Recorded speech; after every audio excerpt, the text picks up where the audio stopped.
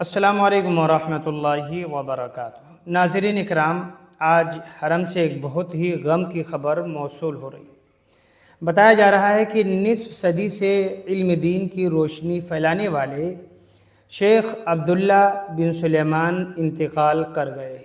انا للہ و انا الیہ راجعون۔ ناظرین اکرام، ہم آپ کو بتا دیں کہ عبداللہ بن سلیمان، جنہوں نے حرم میں تقریباً 50 سال سے درس و تدریس، دعوت اور اصلاح کے لیے ہمیشہ تن من دھن سے کوششیں کر رہے تھے، وہاں پر درس و تدریس کا ان کا سلسلہ 50 سال سے چل رہا تھا۔